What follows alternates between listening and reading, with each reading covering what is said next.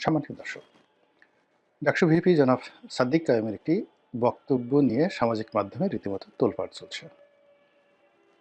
একটি অনুষ্ঠানে তিনি বর্তমান সময়ের সবচেয়ে আলোচিত রাজনৈতিক ব্যক্তিত্ব জনাব তারেক রহমান, যাকে কিনা তার দলের যারা লোকজন ভবিষ্যৎ প্রধানমন্ত্রী রূপে আফহোল্ড করে চলেছেন, রাষ্ট্র থেকে সেভাবে রাষ্ট্রীয় প্রোটোকল দিচ্ছে, যদিও তিনি এখনো পর্যন্ত শপথ গ্রহণ করেননি, নির্বাচিত হননি।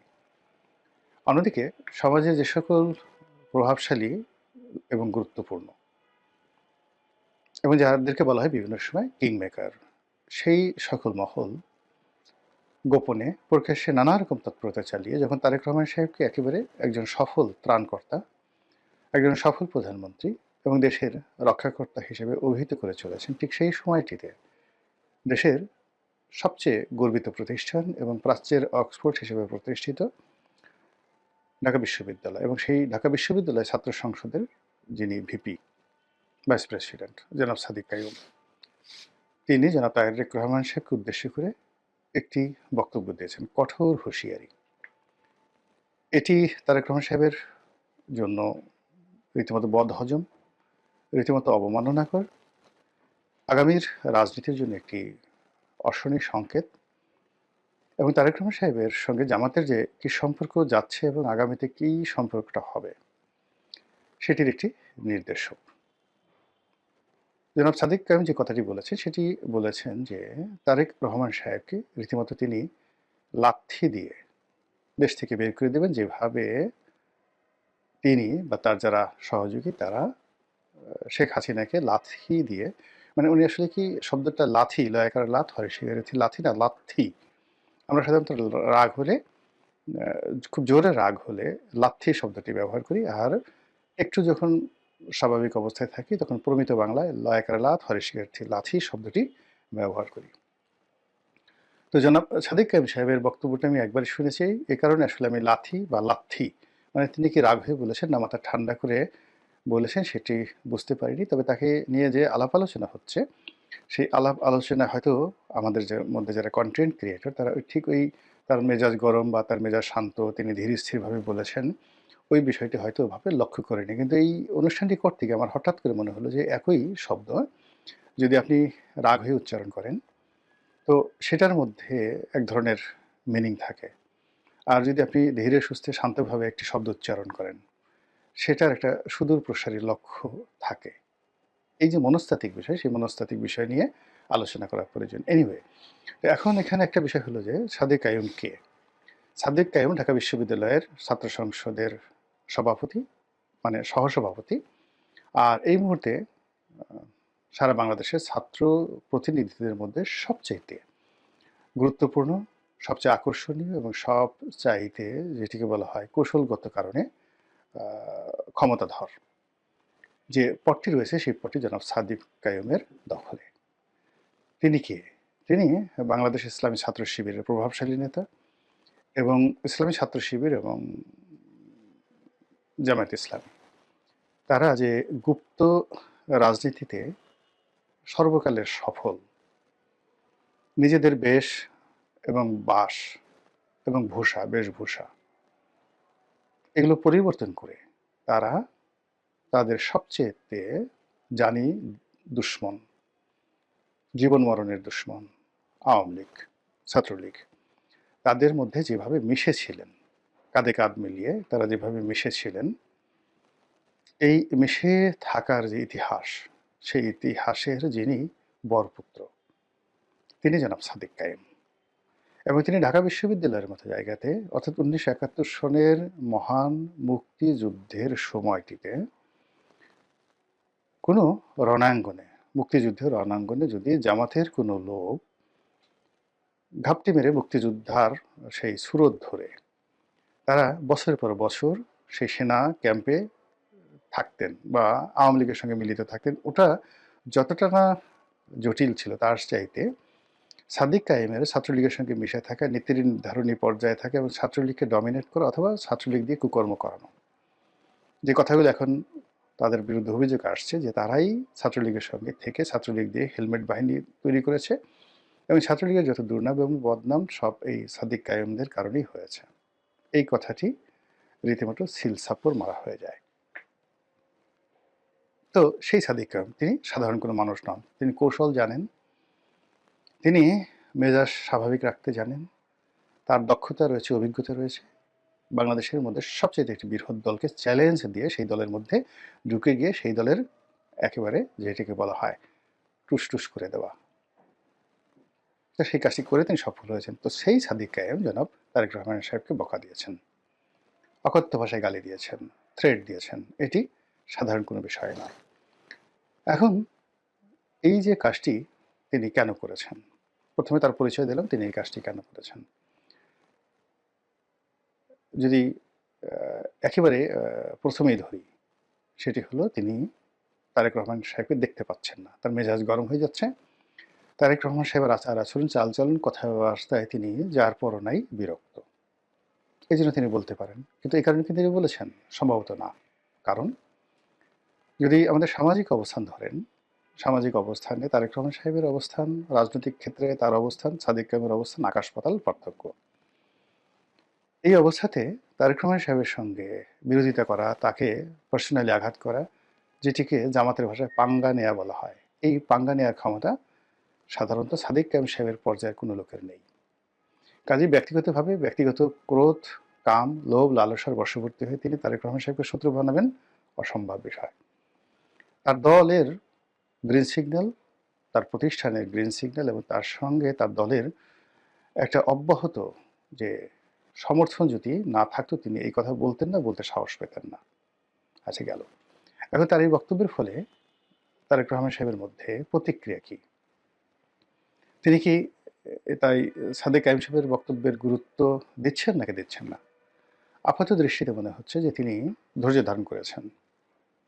তিনি ধৈর্য ধারণ করেছেন, এক কান্দে শুনছেন আর এক কান্দে বের করার চেষ্টা করছেন। আর অনেকটা সেই ব্রিটিশ প্রধানমন্ত্রী যে দ্বিতীয় বিশ্বযুদ্ধের সময় যে ব্রিটিশ প্রধানমন্ত্রী, তার সেই বিখ্যাত বক্তব্যের মতো যে রাস্তায় চলতে ফিরতে গেলে আপনার পেছনে অসংখ্য বার্কিং ডগ থাকবে, ঘেউ ঘেউ করা কুকুর। আপনি যদি সবার উত্তর দিতে যান তাহলে তো পথ চলতে পারবেন না। তো সেদিক থেকে সাদিক কায়েম সাহেবকে যদি বার্কিং ডগ মনে করেন তারেক রহমান সাহেব, সেটা তার ব্যক্তিগত বিষয়। দ্বিতীয়ত আমি ব্যক্তিগতভাবে মনে করি যে তারেক রহমান সাহেব এখানে কৌশল অবলম্বন করছেন, ধৈর্য ধারণ করছেন, এখন অযথা বিবাদে জড়াতে চাচ্ছেন না। তো উইনস্টন চার্চিলের বক্তব্য অনুযায়ী তাকে ফালতু মনে করছেন না। আর দ্বিতীয়ত হতে পারে যে তিনি এই মুহূর্তে সাদিক কায়েম সাহেব, নাসিরুদ্দিন, সেই পাটোয়ারি সাহেব বা অন্যান্য যারা এই মুহূর্তে নাহিদ, সার্জিস যারা বক্তব্য দিচ্ছেন, তো তাদের সঙ্গে তিনি কাউন্টার দিতে চাচ্ছেন না। তিনি মনে করছেন যেভাবে হোক এই নির্বাচনী বৈতরণী পার হয়ে যাক, পার হওয়ার পরে যখন সময় আসবে সে অনুযায়ী অবস্থা বেঁচে ব্যবস্থা নেওয়া যাবে। এটি হতে পারে। এখন তার এই কর্মটি কি সঠিক? আমার দৃষ্টিতে সঠিক নয়, কোনো ক্ষেত্রে সঠিক নয়। প্রথমত যদি উইনস্টন চার্চিলের মতো তিনি তাকে কেবল বার্কিং ডগ মনে করেন, নট লাইক দ্যাট। আমি তার যে পরিচয় বললাম এই ভিডিওর শুরুতে, তিনি এই মুহূর্তে রাজনীতিতে খুবই কৌশলগত গুরুত্বপূর্ণ অবস্থানে আছেন। ঢাকা বিশ্ববিদ্যালয়ে তিনি পড়াশোনা করেছেন, চান্স পেয়েছেন। কাজেই তার মেধা, যোগ্যতা, বুদ্ধি শুদ্ধি কোনো অবস্থাতেই তারেক রহমান সাহেবের চেয়ে কম নয়। সুযোগের কারণে তারেক রহমান সাহেব আজ এখানে আছেন, সাদিক কায়েম ভবিষ্যতে হবেন না সেটা বলা যায় না। কাজেই তিনি বার্কিং ডগ নন।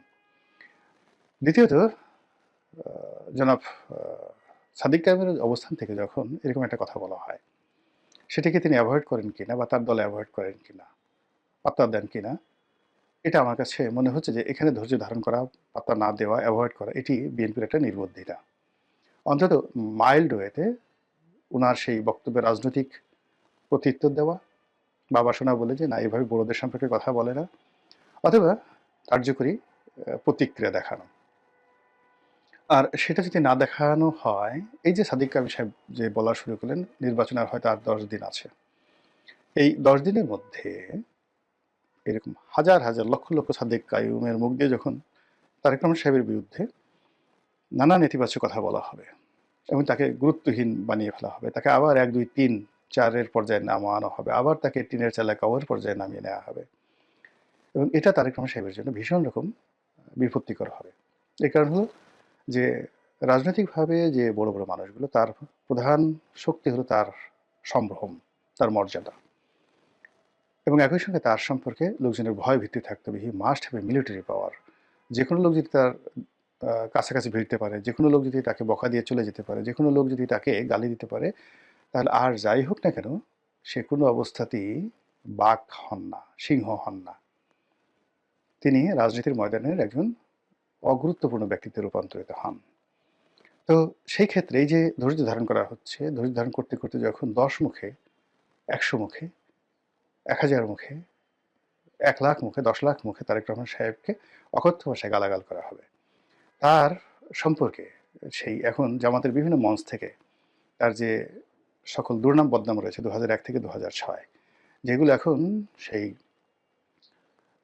বিএনপির বিভিন্ন যে সকল নেতা রয়েছেন যারা জামাতে যোগদান করেছেন, তারপর বিএনপির যে সকল সহযোগী প্রতিষ্ঠান ছিলেন, রাজনৈতিক সহযোগী প্রতিষ্ঠান ছিলেন, তাদের নেতারা যোগদান করেছেন, তাদের অনেকে অসাধারণ বক্তব্য দিতে পারেন।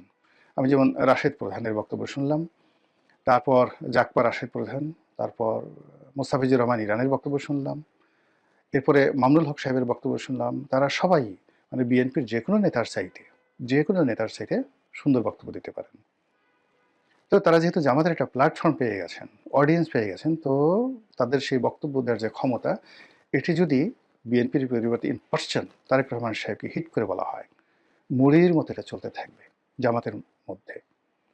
এবং রাশেদ প্রধান যেভাবে তারেক রহমান সাহেবের পালিয়ে যাওয়া, লন্ডনে থাকা, তারপর সেখান থেকে ফিরে আসা, তার হাওয়া ভবন, তার খাম্বা, তারপরে ওই সময়টিতে তার মুসলেকে দেওয়া, এই সকল বিষয় তুলে নিখুঁতভাবে কবিতা রচনা করে যেভাবে জামাতের মঞ্চে উপস্থাপন করেছেন, একই সঙ্গে যদি আরও কিছু গোপন তথ্য বানিয়ে, এটা সত্য মিথ্যা ডাজ নট ম্যাটার, রাজনীতির মধ্যে এটা হয়, মানে ভবিষ্যতে রাশেদ প্রধান, তারপর মোস্তাফিজুর রহমান ইরান, তারা যদি বলতে থাকে, তাহলে জামাতকে বলার মতো বা জামাতের আমিরকে ওইভাবে বলার মতো তাদের ওইরকম ন্যারেটিভ তৈরি করতে হবে, এবং ওই রকম কণ্ঠ, যাদের কণ্ঠ শুনে। এখন হয়তো রুমিন ফারহানা বললে শুনতো, কিন্তু সেই রুমিন ফারহানা তো নেই। তারা নুরুকে, ববি হাজ্জাজ বা পার্থকে এনেছে। এখন পার্থকে দিয়ে তো ওই কথা তারা বলাতে পারবে না, বা বলাতে পারলেও পার্থের কথা এভাবে কেউ এখন শুনবে না। অডিয়েন্স তাদের যার নিয়ে ইয়ানফসি হিসেবে ব্যস্ত। তারেক রহমান সাহেবের মঞ্চে যদি সেই যেটা রাশেদ প্রধান বলছে ওইরকম কোনো বক্তা হাজির করানো হয়, তাহলে আর তারেক রহমান সাহেবের যে ইমেজটা বিএনপি তৈরি করতে চাচ্ছে সেটা থাকবে না। আর অন্যদিকে তারেক রহমান সাহেব ছাড়া অন্য কোনো নেতা যদি মঞ্চ সাজায়, সেই মঞ্চে এখন 10,000 লোকও যাবে না। তো এই যে একটা ঝামেলার মধ্যে বিএনপি পড়ে গেছে, আর সেই ঝামেলাকে ব্যবহার করে জামাত এবং তাদের যে অ্যালাইড ফোর্স রয়েছে, তারা যেভাবে ম্যাটিকুলাস ডিজাইনে তারেক রহমান সাহেবকে উত্তেজিত করছেন, অথবা তারেক রহমান সাহেবকে তাদের পর্যায়ে না নিচু পর্যায়ে নামিয়ে আনতে চাচ্ছেন, তাকে একজন মন্দ মানুষ, ব্যাড বয় হিসেবে, একজন অলিগার হিসেবে, একজন বাউন্ডলে, তারপরে যেটা টাইম ম্যাগাজিন বলেছে পিতামাতার অবাধ্য সন্তান, যে কিনা ঘর থেকে বের হয়ে পিতামাতাকে সর্বনাশ করে দিয়েছে।